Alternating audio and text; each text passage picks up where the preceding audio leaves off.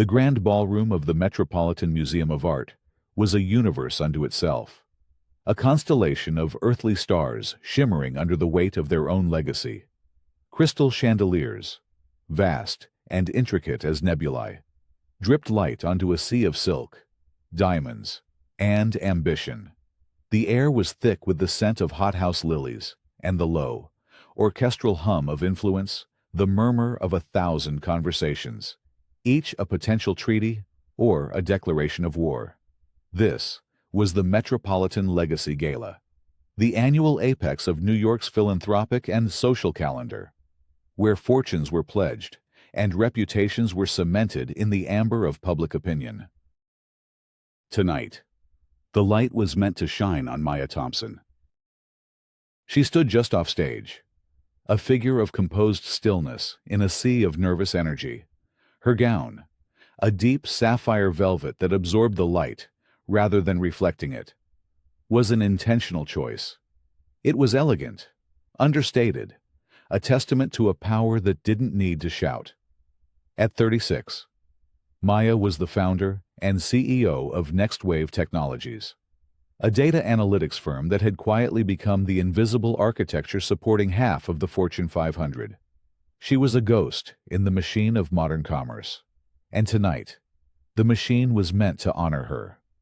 The Vanguard Award for Philanthropic Innovation was more than a piece of sculpted glass. It was an anointment, a formal acceptance into a world she had observed from the outside for her entire life. From the wings, she could see her chief counsel, Sofia Alvarez, giving her a reassuring nod. Sofia, with her sharp, practical bob and eyes that missed nothing, was Maya's anchor, the one person who understood the immense pressure coiled beneath her serene exterior. The current speaker, a florid senator whose name Maya had already forgotten, was winding down his platitudes. And now, he boomed, his voice echoing slightly, to present this year's Vanguard Award, a woman who is herself a pillar of this great city's legacy, the chair of the Rowe Family Foundation, Mrs. Linda Rowe. A chill, familiar and unwelcome, traced a path down Maya's spine. The program had listed a different presenter. This was a last-minute change, a calculated one. Linda Rowe glided onto the stage, a vision in winter-white Chanel. Her silver hair was sculpted into a perfect chignon, and the famous Rowe diamonds glittered at her throat like captive stars. She was the matriarch of a dynasty built on Gilded Age steel and railroad fortunes, a woman whose smile could launch a career or end one. To the world, she was grace personified. To Maya, she was a specter from a past she had spent 2 decades trying to outrun. Linda reached the podium, her movements fluid and practiced. The applause was thunderous, a tribute to her name, her history, her unassailable position. She placed her hands on the lectern and surveyed the room, her gaze sweeping over the assembled power brokers with an air of benign ownership. "Thank you, Senator," she began, her voice a low, cultured melody. "It is a distinct honor to be here tonight, celebrating the spirit of giving that defines our great city." Her eyes found Maya in the wings, and for a fraction of a second, her polite smile tightened. This year's Vanguard Award recognizes a new kind of philanthropy, one born not from inherited stewardship, but from the dynamic and disruptive world of technology. The word disruptive hung in the air, a delicate, poisoned dart. "We honor Ms. Maya Thompson," Linda continued, a magnanimous sweep of her hand inviting Maya onto the stage. As Maya walked into the spotlight, the applause felt distant, muffled, as if she were hearing it from underwater. She moved with a practiced grace, her posture perfect, her expression a mask of humble gratitude. She shook Linda's hand, the older woman's skin dry and cold as parchment. Linda did not let go. She held Maya's hand, turning them both to face the audience. a gesture that looked like an embrace, but felt like a capture.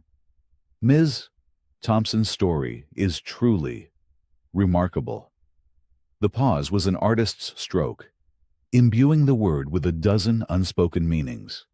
To have come from such modest beginnings, to have risen so far, so fast.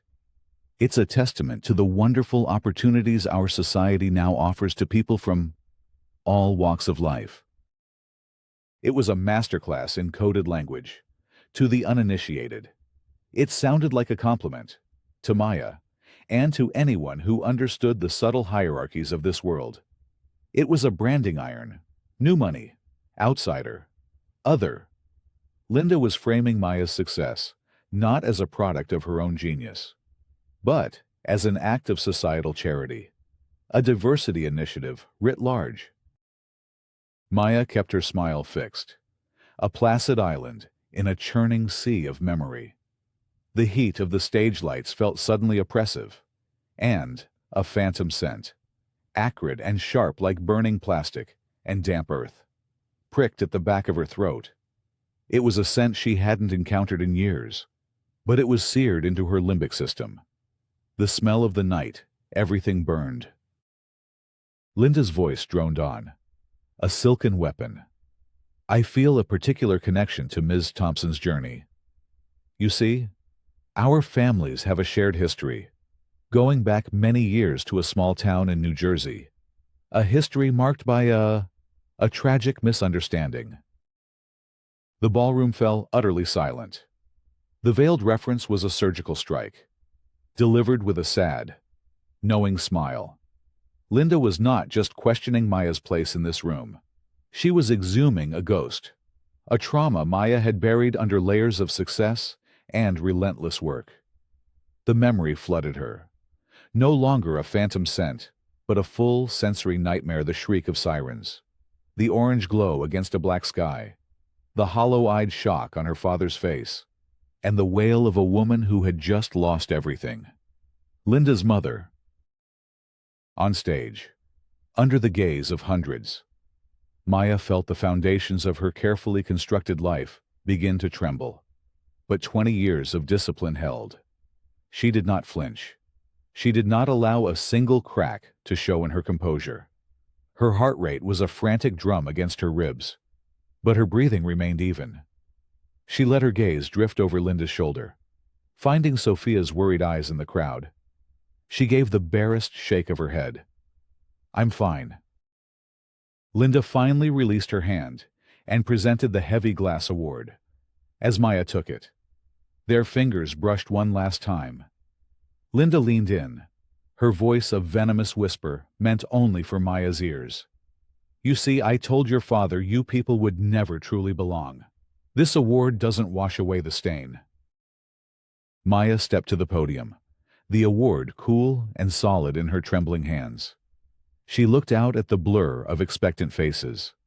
The speech she had prepared, a thoughtful reflection on technology as a democratizing force for good, evaporated from her mind.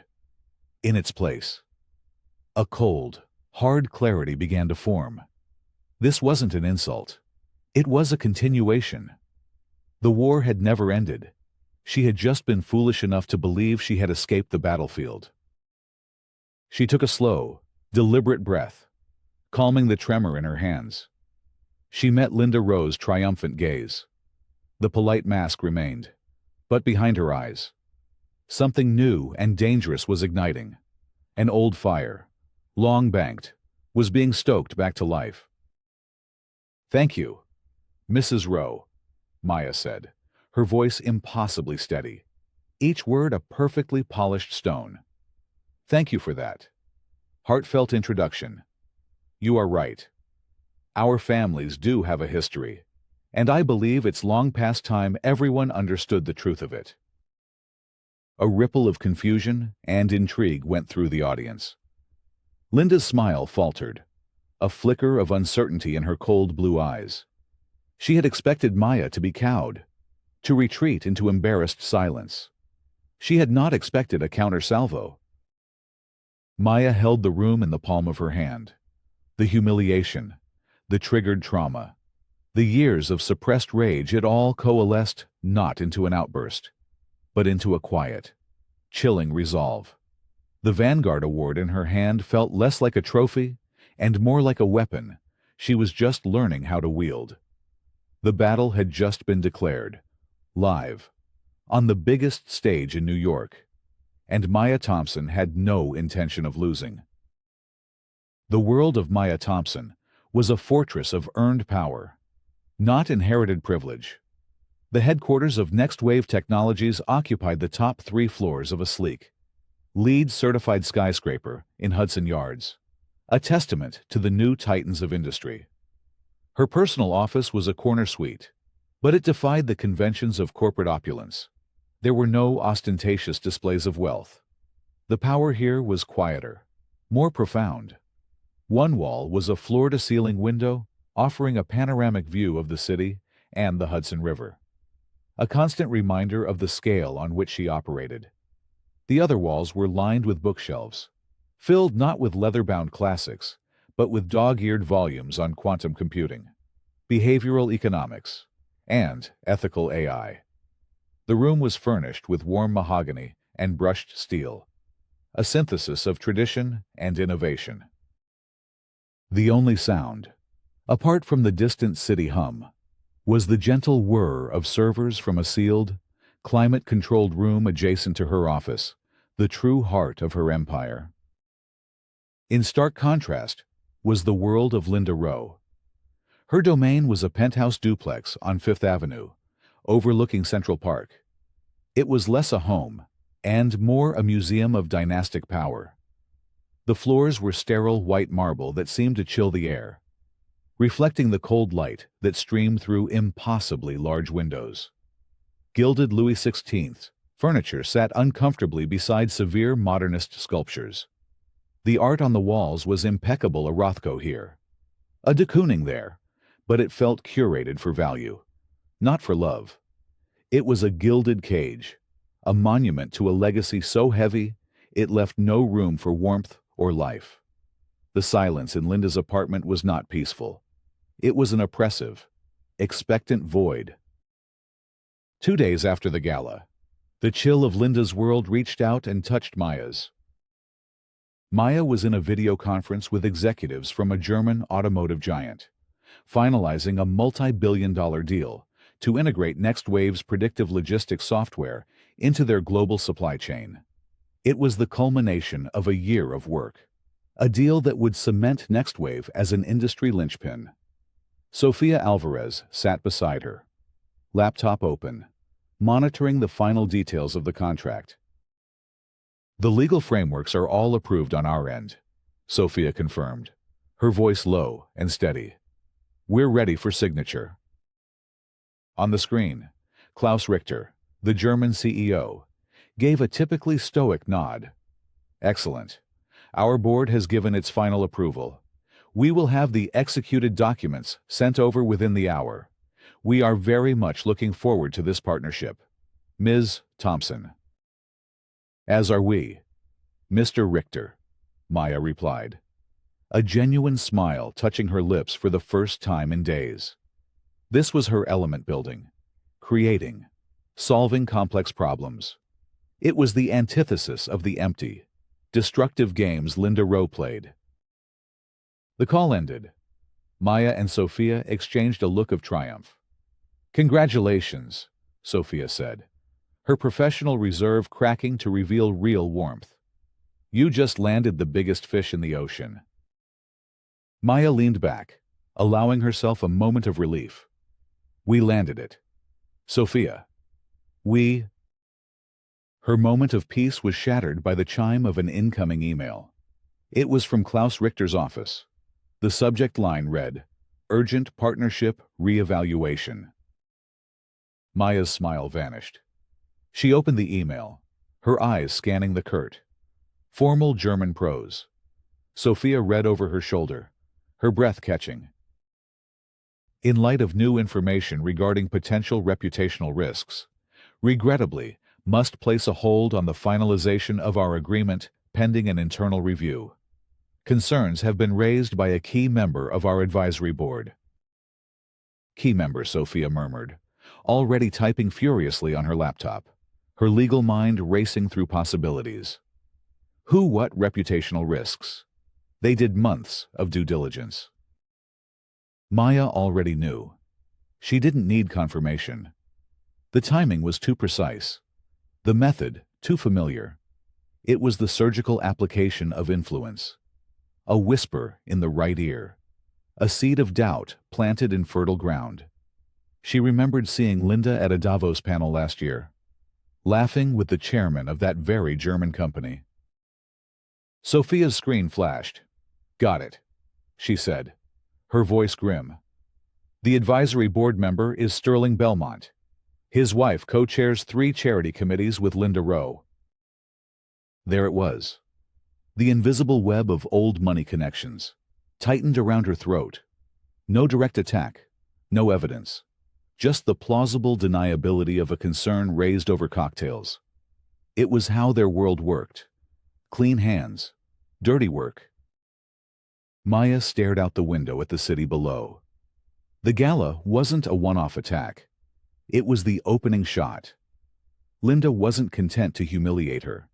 She wanted to dismantle her, piece by piece. To prove that Maya's world of code and meritocracy was no match for the entrenched power of inherited legacy.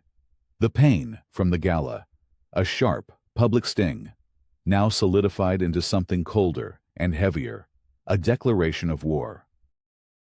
For years, Maya had operated on a simple principle: build something so undeniable, so excellent, that the prejudices of the world would become irrelevant. She had believed that success was the ultimate shield. She now saw the flaw in her logic. To people like Linda, her success wasn't a shield, it was a target. She turned away from the window, her expression hardening. The hurt was gone, replaced by a glacial calm. She had spent her life absorbing these slights, sidestepping the veiled insults, and outworking the doubters. She had played defense. No more. "Sophia," she said, her voice devoid of emotion, "get me everything you can on the Rowe family's financials. Every holding, every trust, every subsidiary. I want to know where every single dollar is parked." Sophia looked up, a flicker of concern in her eyes.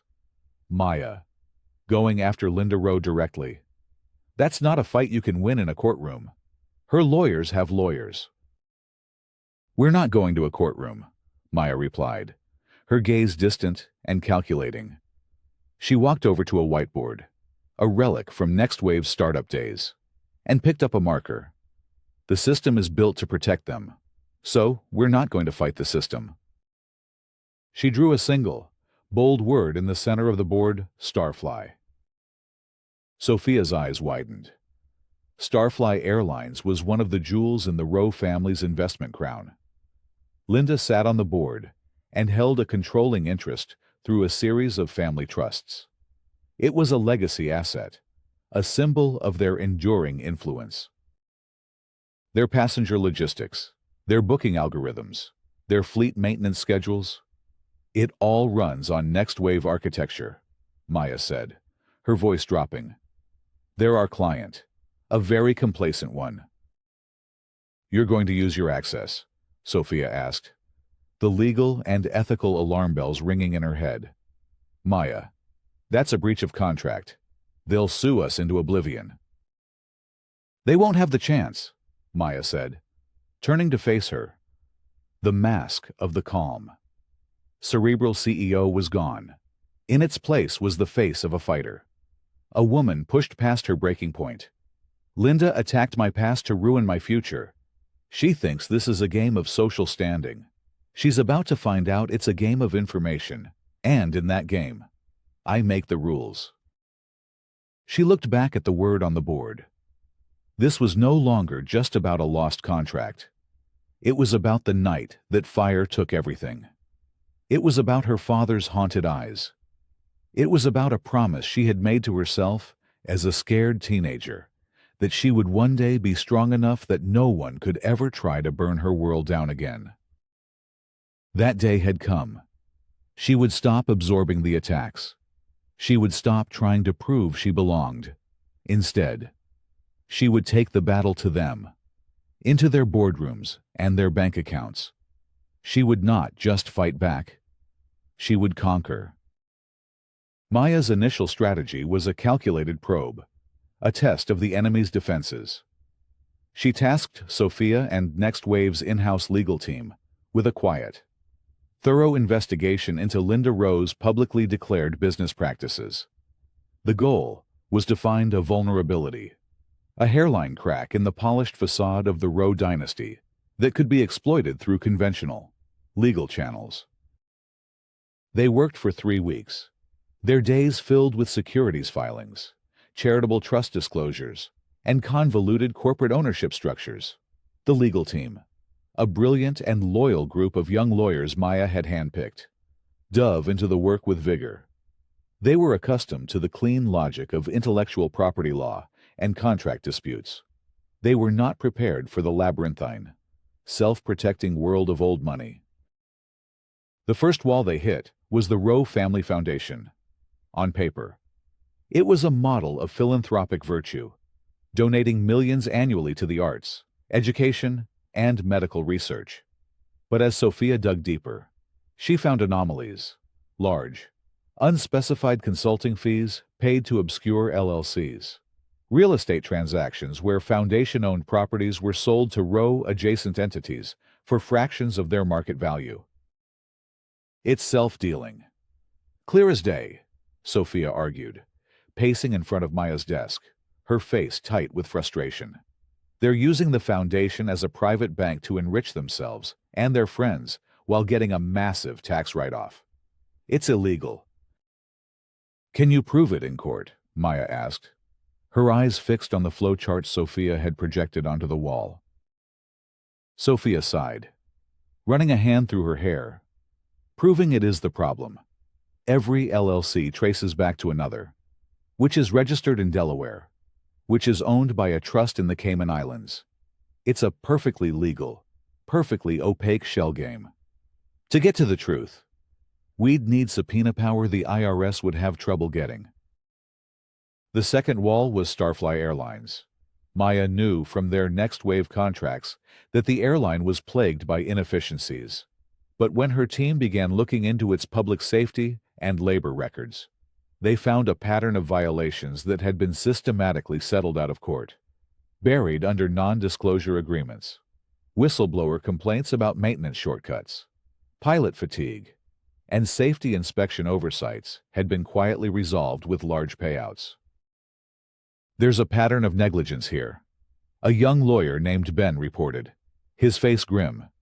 But every time a serious claim gets traction, their legal team swoops in, settles, and seals the record. They're using their money to buy silence. Legally, it's airtight. The final wall was the most formidable, the network itself. Maya directed her team to file a formal complaint with the SEC regarding the suspicious stock trades that often preceded Starfly's major announcements. The complaint was meticulously documented, pointing to a probable insider trading ring centered around Linda Rowe's social circle. The response was a deafening silence. After a week, Sophia received an unofficial call from a former mentor who now held a senior position at the agency. He told me to drop it, Sophia reported to Maya, her voice hollow. He didn't say it in so many words, but the message was clear. This is out of your league. These are legacy families.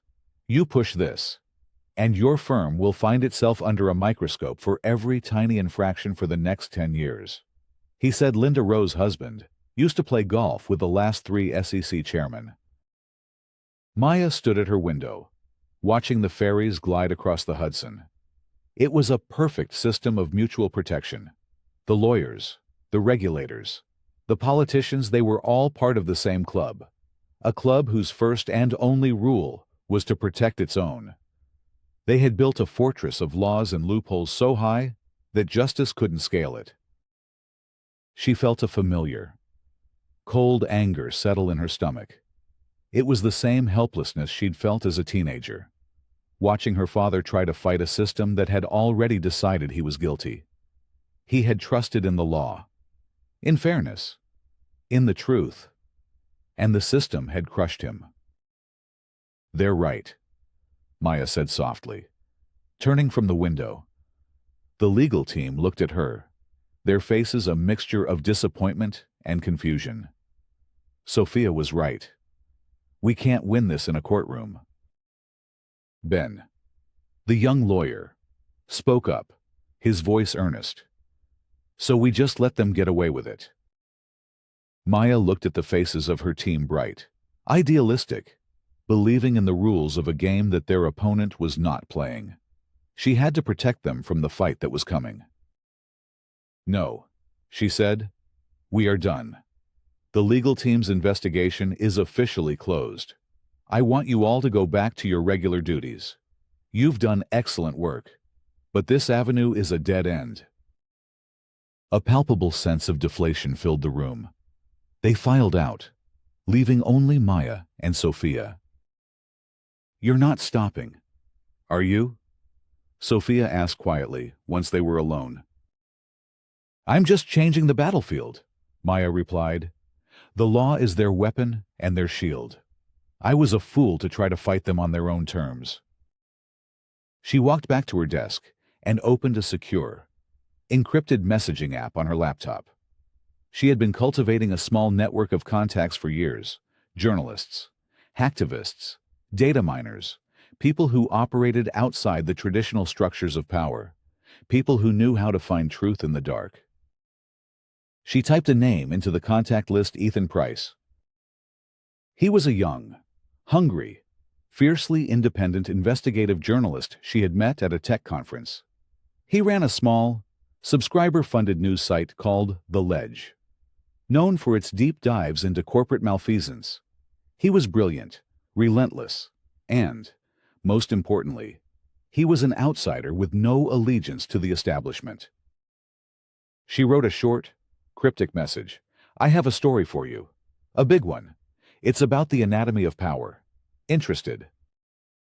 She hit send. A few moments later, 3 dots appeared, indicating he was typing a reply. "Always." Maya closed the laptop. The legal fight was over. The real war was about to begin. She would no longer try to break down the walls of their fortress from the outside. She would find a way to get inside and set it on fire from within. The thought sent a jolt through her, and with it, the faint, ghostly smell of smoke. This time, however, it didn't feel like a memory of fear. It felt like a premonition of victory. The meeting took place in a small, anonymous coffee shop in the East Village, a world away from the gleaming towers of Hudson Yards and the gilded cages of Fifth Avenue. The air smelled of burnt coffee and damp wool. Ethan Price was already there, hunched over a laptop at a corner table, his hoodie pulled up. He looked younger than his 28 years, with an intensity in his eyes that belied his casual appearance. Maya slid into the booth opposite him. She had dressed down, wearing jeans and a simple black turtleneck, a deliberate choice to meet him on his own turf. "Ms. Thompson," he said, not offering to shake her hand, his gaze direct and appraising. "Your message was intriguing and vague." "The truth is often found in the vague spaces." "Mr. Price," Maya replied, her voice low, "I have a proposition for you. I will give you the resources and the starting points to uncover one of the biggest stories of your career. In return, I want you to publish what you find, without fear or favor." Ethan leaned back, a skeptical arch to his eyebrow. "What's the catch? People like you don't give away stories for free. You want a puff piece on your company, a hatchet job on a competitor." "I want you to investigate the Rowe family," Maya said, her voice flat. "Specifically, Linda Rowe and her financial empire, including her involvement with Starfly Airlines." Ethan's skepticism melted away, replaced by a flicker of genuine interest. He knew the name. Of course. The Rows were American royalty. Untouchable. That's not a story. That's a suicide mission. Their lawyers would bury my site in litigation before I published the first sentence. "I'll cover your legal costs," Maya said simply, anonymously, through a blind trust. "I will also provide you with your first lead." She slid a plain manila envelope across the table. It contained no incriminating documents. Nothing that could be traced back to Next Wave's proprietary systems. Instead, it held a series of public records, meticulously compiled a list of sealed court cases involving Starfly, the incorporation papers for the obscure LLCs tied to the Roe Foundation, and a timeline of suspicious stock trades. And, at the bottom, a single, handwritten note with an address. "This is a dead end," Ethan said, glancing at the top sheet. "I've seen sealed records before. Without a court order, they're impenetrable." "Look at the note," Maya urged. He picked it up. It was an address in a faded industrial park in Kearney, New Jersey. "What's this?" "It's the location of a warehouse that burned to the ground 20 years ago," Maya said, her voice tight. "It was co-owned by the Roe family and another family, the Thompsons. My family." Ethan's eyes widened. He finally understood. This wasn't just business. It was personal. The official cause of the fire was ruled an accident caused by faulty wiring. Maya continued, her gaze fixed on a point over his shoulder, as if watching a memory play out on the wall. The Roe family's fortune was decimated. My father was the one on site that night.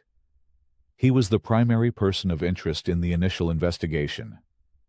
But it was dropped. The insurance payout was denied due to the investigation. The Roes blamed my father for their ruin. The town turned against us. We lost everything. She paused, the scent of smoke and ash filling her senses. She could feel the chill of that night. Her father wrapping a coarse wool blanket around her shoulders as they watched the last of their hopes turn to embers. He never spoke about it, but the shame and grief had hollowed him out, aging him a decade in a single night. "Linda Roe has never forgotten," Maya said, her voice a near whisper. "The gala wasn't the beginning. It was just the first time she's done it in public." Ethan was silent for a long moment, processing the weight of her words. He looked down at the file, then back at Maya. The skepticism was gone, replaced by the focused intensity of a predator who has caught the scent of its prey. "Why now?" he asked. "Why after 20 years?" "Because she's trying to burn down my world, just like hers was burned down," Maya replied, her voice regaining its strength. "She thinks the past is her weapon.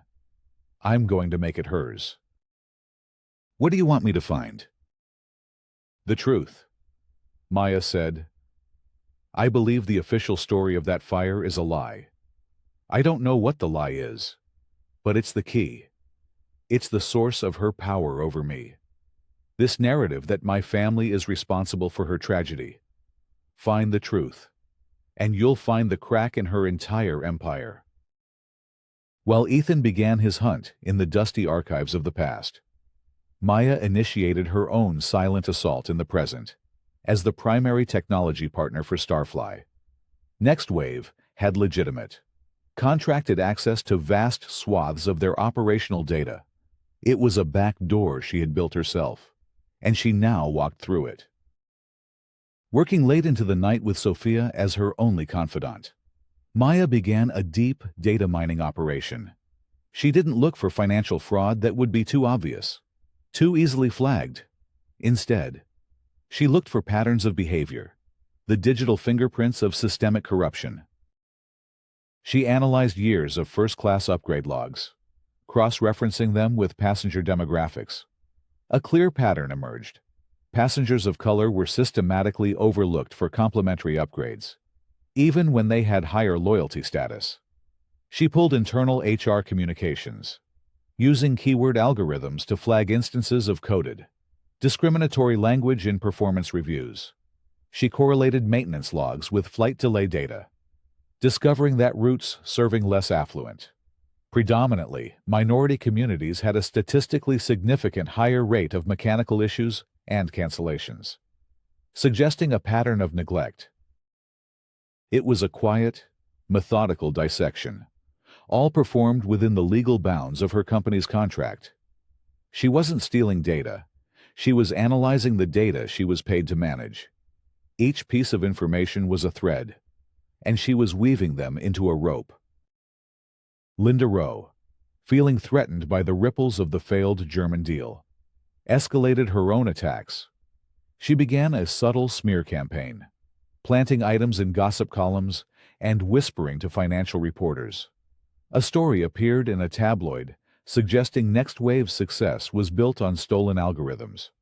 An anonymous source quoted in a financial blog questioned Maya's temperament and lack of seasoning for the global stage. The attacks were like mosquito bites, annoying, irritating, but not fatal. Maya ignored them. She knew her battle wasn't being fought in the court of public opinion. Not yet. It was being fought in the silent, binary world of data and in the forgotten, dusty files of a 20-year-old tragedy. Weeks turned into a month. Ethan's updates were infrequent, just short, encrypted messages hitting walls. Records are sealed tight. Someone powerful doesn't want this story told. Then, one rainy Tuesday afternoon, he sent a new message, 2 words that made Maya's heart stop. I found it. Ethan Price had a knack for finding people who didn't want to be found. It was a talent honed over years of chasing down reluctant sources, a combination of digital forensics, old-fashioned shoe leather reporting, and an intuitive understanding of how people try to disappear. He had spent weeks trying to locate the lead investigator on the Thompson Row warehouse fire, a retired detective named Frank Miller. Miller wasn't in any public database. He had gone completely off the grid. Ethan found him not through a search engine, but through a deep dive into hobbyist forums. An anonymous user on a vintage model train forum had posted a picture of a rare locomotive, and, in the background, a reflection in a glass display case showed a man with Frank Miller's distinctive, hangdog face. The user's location was a small, remote town in the Poconos. Ethan drove the 3 hours from New York, finding Miller in a cluttered workshop behind a modest house, smelling of sawdust and oil. Miller was in his late 70s, with hands gnarled by arthritis and eyes clouded with a weary resignation. At first, he refused to talk. That case is closed, he grumbled, turning his back on Ethan. 20 years ago. Leave it buried. A lot of people's lives were buried with it. Ethan pressed gently. Maya Thompson's. Her father's. He was your main suspect, wasn't he? Miller stopped his work, his shoulders slumping. He turned around slowly, his gaze distant. He was the easy answer. On site. A history of financial trouble. It all fit, but it never felt right. The kid? What was his name? Linda Rowe's brother. Daniel. He wasn't supposed to be there that night. He snuck in. Why? The report doesn't say, Ethan said. Because we were told to stop asking, Miller said, his voice dropping to a bitter whisper. The order came from high up. The county prosecutor, who was good friends with Linda's father, Old Man Rowe. He said it was an open and shut case of accidental fire, a tragedy, and we should all move on. He had the official report sealed. Said it was to protect the family's privacy during their time of grief. Can you get me that report? Ethan asked. Miller shook his head. It's locked in the county evidence archives. You'd need a judge's order, and no judge will ever sign off on it. He paused, looking at Ethan with a lifetime of regret in his eyes. But I kept my own files. Copies of my original notes. Witness interviews. The things that didn't make it into the official narrative. He led Ethan to a dusty footlocker in his attic. Inside was a single, moldering file folder. It was a treasure trove. Notes detailing how the fire had started in a specific corner where volatile, unregistered chemicals were stored, not where the faulty wiring was. An interview with a disgruntled former employee who claimed Old Man Rowe was in deep with loan sharks, and a preliminary forensics report suggesting the presence of a chemical accelerant near the point of origin. It was enough to suggest the fire wasn't an accident. It pointed toward arson. Ethan drove back to the city, his mind racing. He met Maya not in a coffee shop, but in the sterile anonymity of a rented office in a co-working space. He laid the file on the table between them. "Your father didn't start that fire," Ethan said quietly. "But someone did. Miller thinks it was arson. The official report was a cover-up, orchestrated by Linda's father." Maya stared at the yellowed pages, her hands trembling as she read Frank Miller's spidery handwriting. The neat, simple story she had been told, a tragic accident that had ruined two families shattered. In its place was something far darker, a deliberate act of destruction and deceit. And then she saw it. The piece that changed everything. Tucked into the file was a copy of the initial police log from that night. It listed the individuals present at the scene. Her father, the first firefighters, and one other name. Listed as a witness who arrived shortly after the first alarm, Linda Rowe. She had been there. She had seen the flames. Maya looked up at Ethan, her eyes wide with a horrifying new understanding. "She doesn't just blame my father. She thinks he murdered her brother." The realization landed with the force of a physical blow. Linda's hatred wasn't born of class snobbery or social prejudice. It was the deep, festering wound of grief, curdled over 20 years into a monomaniacal quest for revenge. In Linda's mind, Maya wasn't just an upstart from the wrong side of the tracks. She was the daughter of the man who had killed her beloved younger brother, Daniel, and then, through some miscarriage of justice, had gotten away with it. Her lifelong vendetta, the public humiliation at the gala, the sabotage of the German deal. It was all a twisted, personal crusade. She was punishing the daughter for the perceived sins of the father. "My God," Maya breathed, slumping back in her chair. Her mission had just transformed. This was no longer about corporate defense or social justice. It was a desperate quest to uncover a 20-year-old truth, not just to save her company, but to reclaim her family's name from a lie that had destroyed it. The phantom scent of smoke that haunted her was not just a memory of loss. It was the lingering trace of a crime.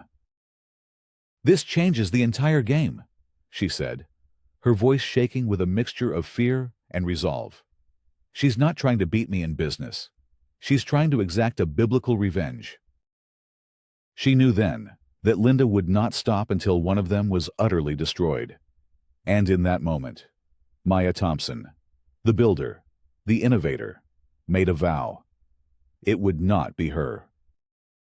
Word of Ethan's investigation, quiet as it was, inevitably reached the ears of Linda Rowe. Her network of informants was as vast and efficient as any intelligence agency.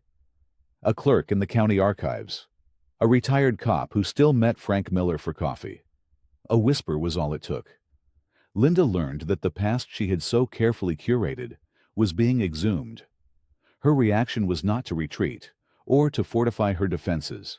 It was to launch a preemptive, devastating strike.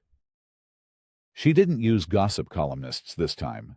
She went for the jugular, through a series of calculated leaks to a major, respected news organization. She released a carefully manipulated version of the story. She didn't leak the sealed report itself, but she leaked its most damning and misleading conclusions. The headline hit on a Thursday morning, exploding across the digital landscape Tech CEO Maya Thompson, daughter of man implicated in fatal arson case that destroyed prominent family.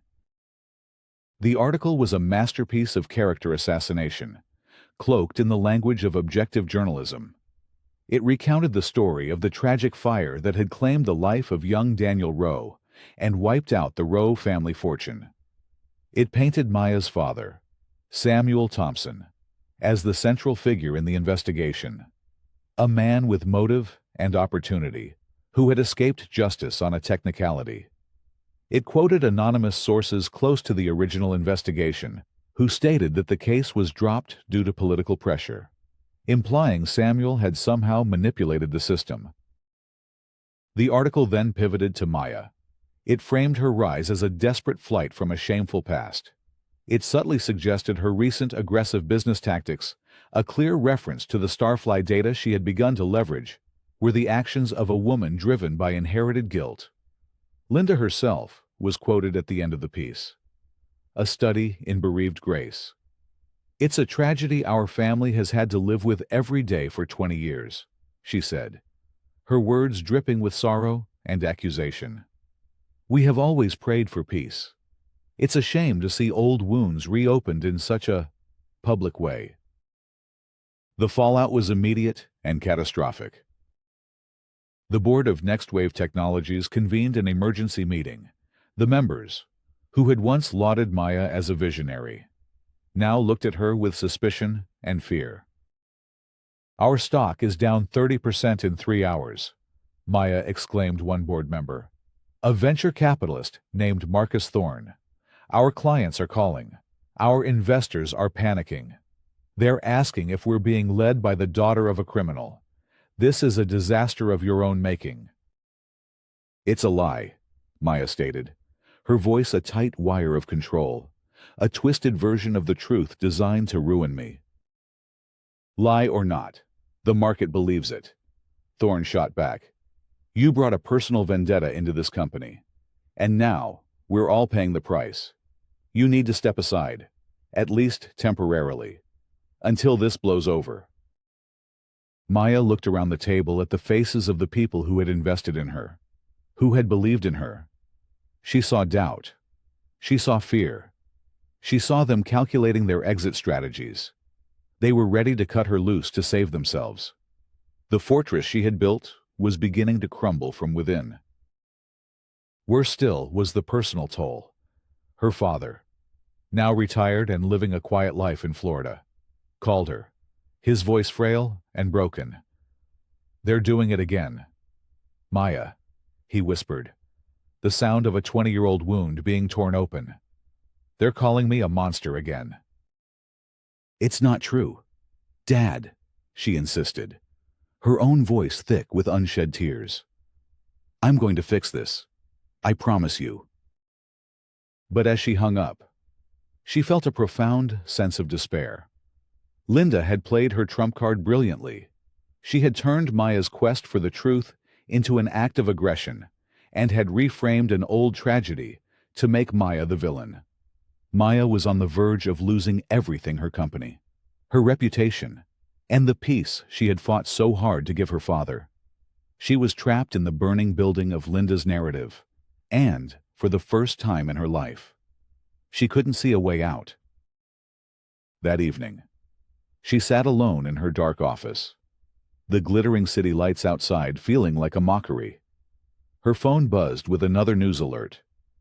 Starfly Airlines announces a special shareholder meeting. On the agenda, a vote to terminate their technology contract with Next Wave Technologies, citing loss of confidence in leadership. It was the killing blow.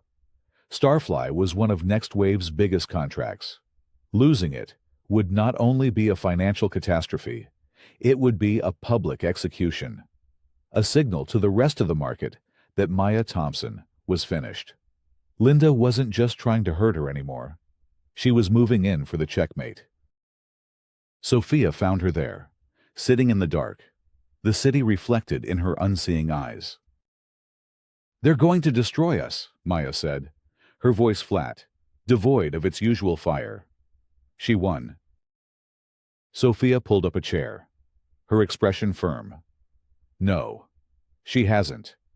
She's made a mistake. She thinks she's cornered you. But a cornered animal is the most dangerous. She slid a tablet across the desk. On the screen was a single article of the Starfly corporate bylaws. "What's this?" Maya asked. Listless. "It's a loophole," Sophia said, a glint in her eye. "A hostile takeover provision.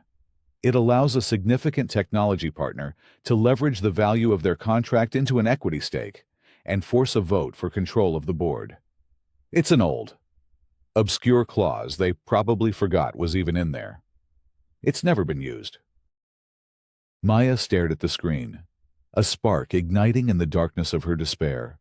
A hostile takeover. It was insane. It was audacious. It was impossible. "They want to put my leadership on trial at that shareholder meeting," Maya said, the spark growing into a flame. "Fine."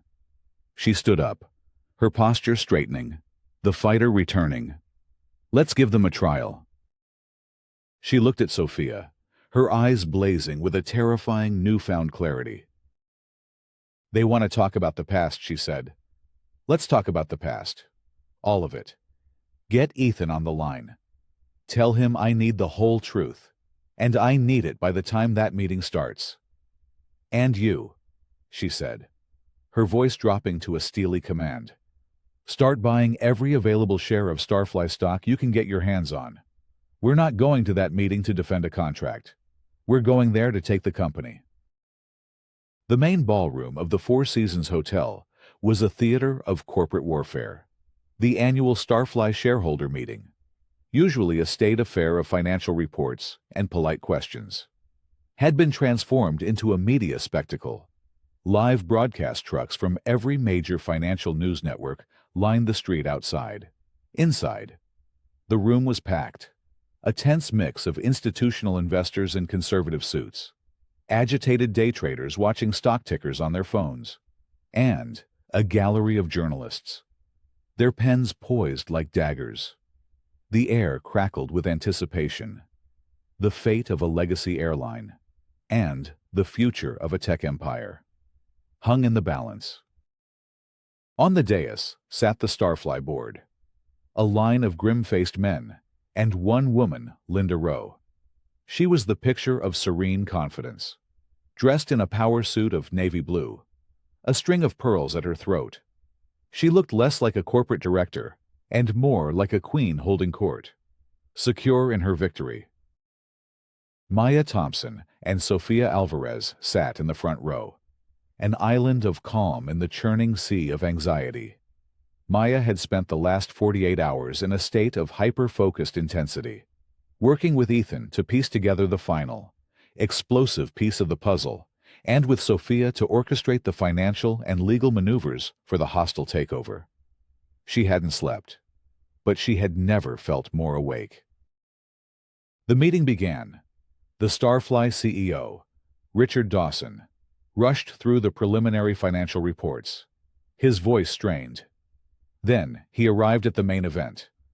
"The board has called this vote," he announced, "to terminate our contract with Next Wave Technologies, due to a profound loss of confidence in their leadership and the severe reputational damage associated with their CEO, Ms. Maya Thompson."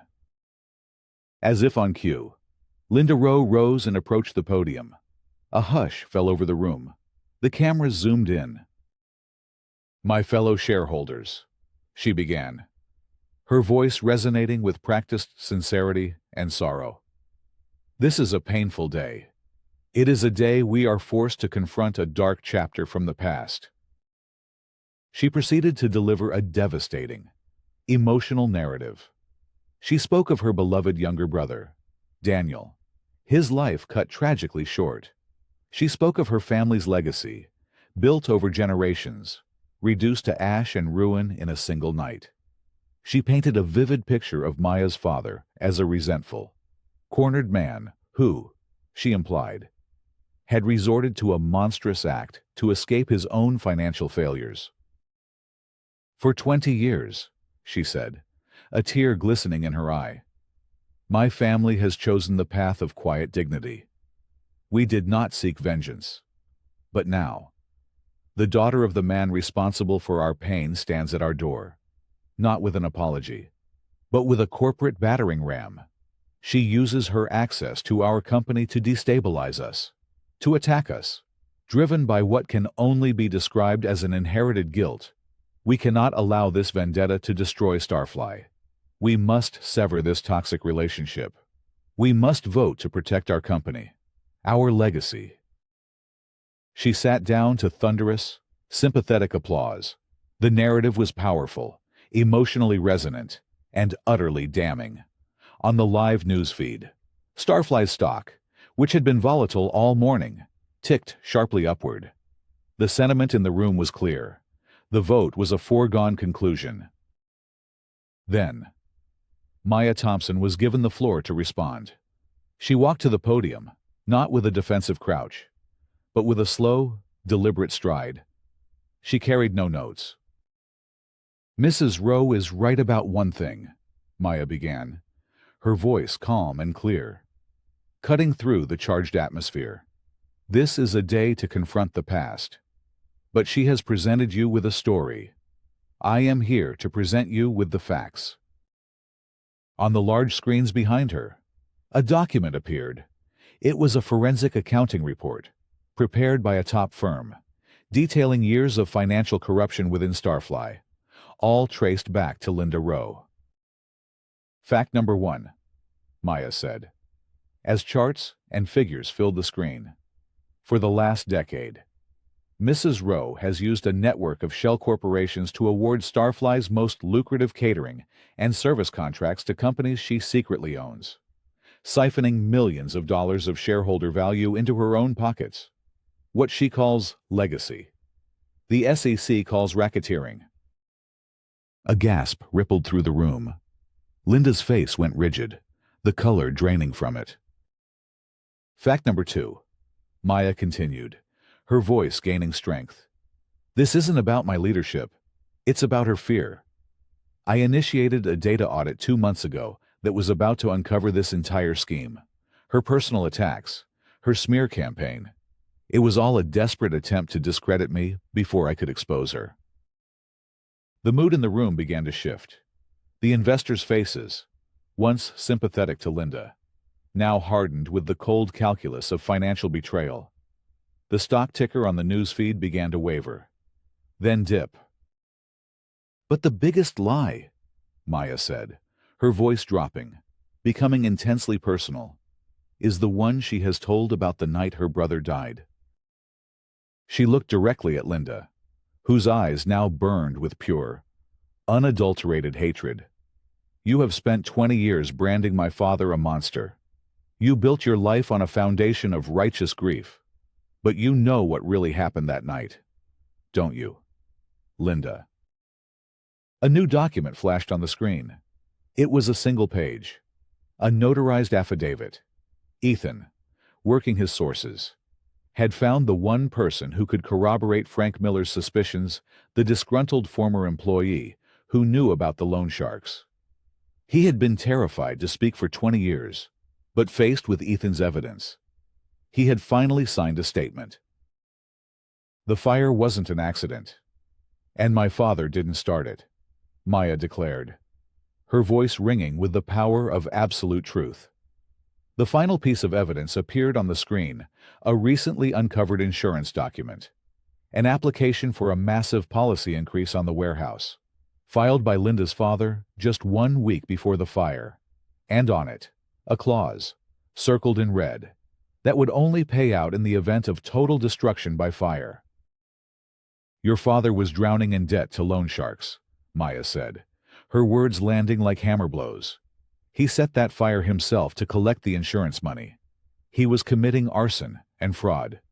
He is the reason your family was ruined." The room was utterly silent, stunned. Linda was on her feet, her face a mask of disbelief and rage. "Lies. These are forged lies." But Maya wasn't finished. She delivered the final, devastating twist. But here is the real tragedy. Your father didn't know your brother Daniel was sleeping in the back office that night. He had run away from home after an argument with him. Your father didn't just burn down his business. He killed his own son. A strangled cry escaped Linda's lips. It was a sound of primal agony, the sound of a worldview, an entire identity, shattering in an instant. Her grief, the engine of her life's hatred, was built on a lie. Her father was not a victim. He was the villain. The man she had spent her life trying to avenge was the very man who had caused her pain.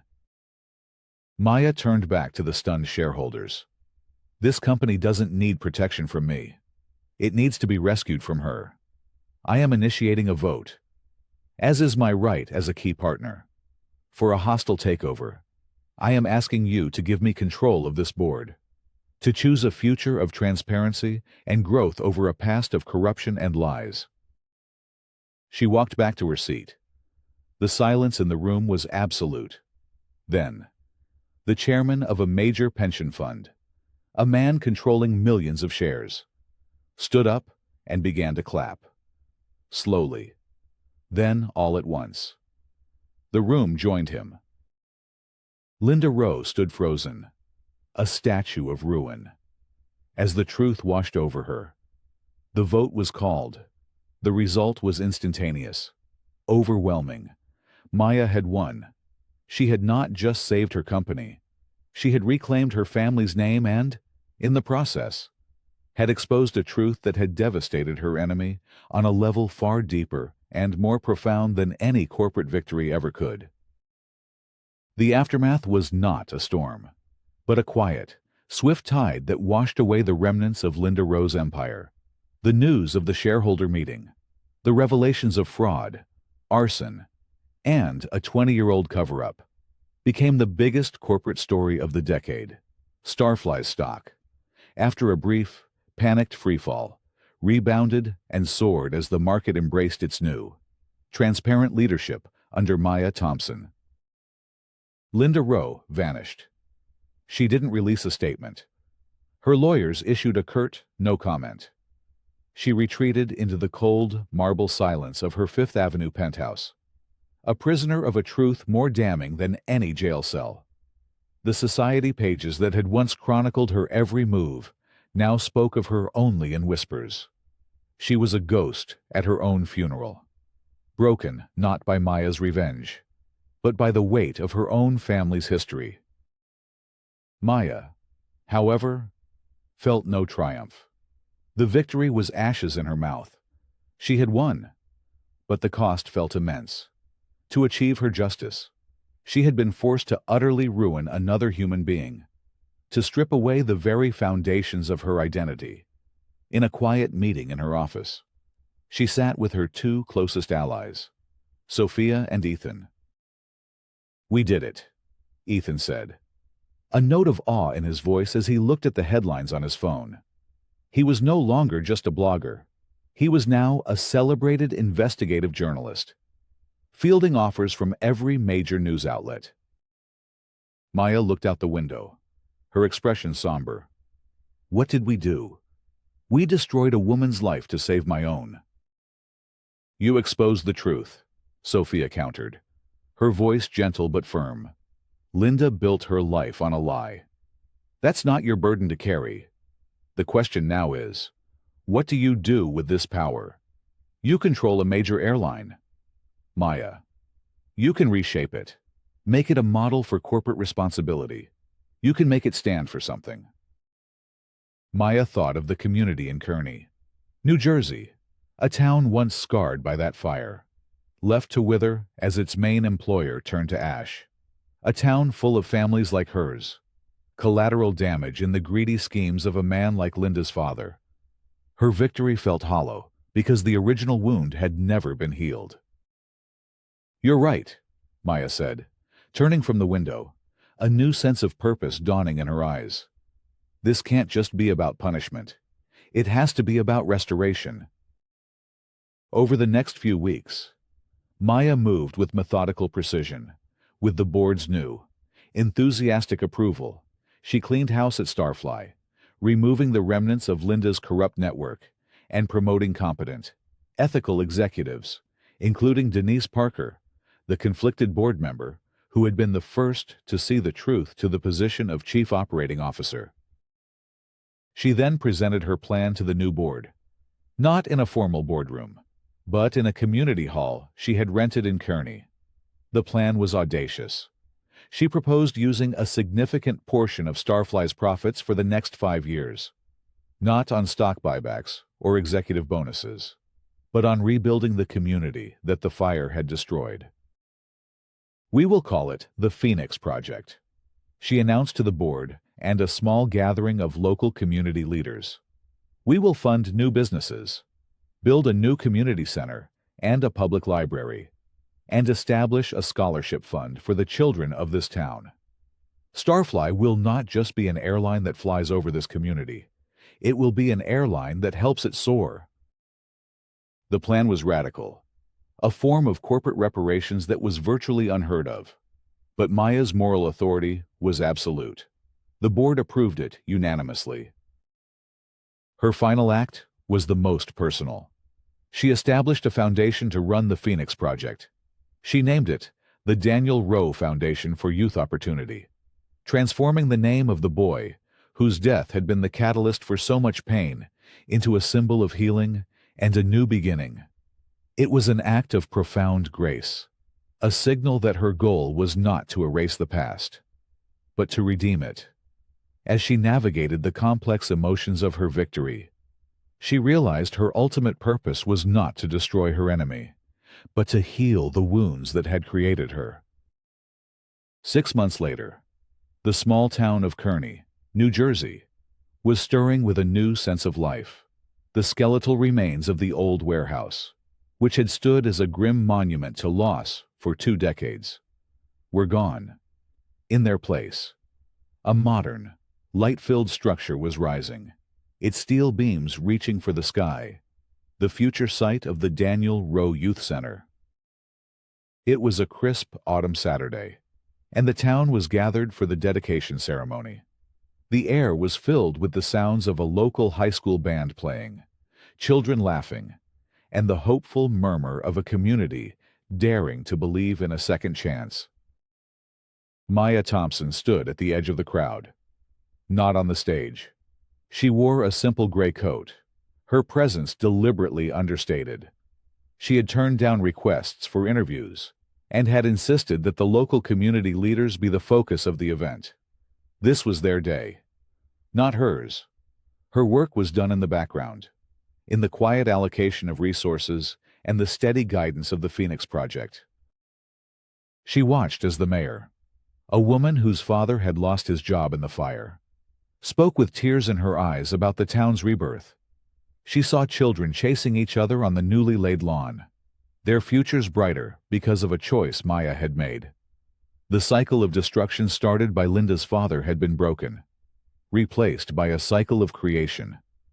Her journey, which had begun in a moment of public humiliation and had descended into a maelstrom of revenge, had found its way to this quiet, sunlit place of restoration. As the ceremony concluded, a young woman approached her, holding a small envelope. It was Rachel Burns, the former Starfly flight attendant from the incident that had started it all in the original story timeline, a woman whose life had been thrown into chaos by the scandal, but whom Maya had quietly helped find a new path. Maya had hired her to help manage the community outreach for the foundation, believing that everyone deserved a chance to be part of the solution. "This just arrived for you," Rachel said, her voice full of a quiet respect that had replaced her long-ago arrogance. Maya took the envelope. It was of fine, heavy cardstock, with no return address. Inside was a cashier's check for a substantial, anonymous donation to the foundation. Tucked behind it was a small, folded note. The handwriting was elegant, yet shaky. It contained only 5 words. "For a new beginning." Maya knew instantly who it was from. She looked up from the note, her gaze sweeping over the revitalized community, the laughing children, the hopeful faces of their parents. The letter wasn't an apology, and it wasn't a plea for forgiveness. It was something more difficult, and perhaps more meaningful, an acknowledgement. A single, fragile seed of redemption planted in the soil of shared trauma. A gentle breeze rustled the autumn leaves, and for the first time in as long as she could remember, the air felt clean, free of the phantom scent of smoke. Her quest for justice had not ended in the ashes of her enemy's ruin, but here, in the humble, powerful act of building something new. Her victory was not the silence of a vanquished foe, but the sound of children playing where a factory once stood.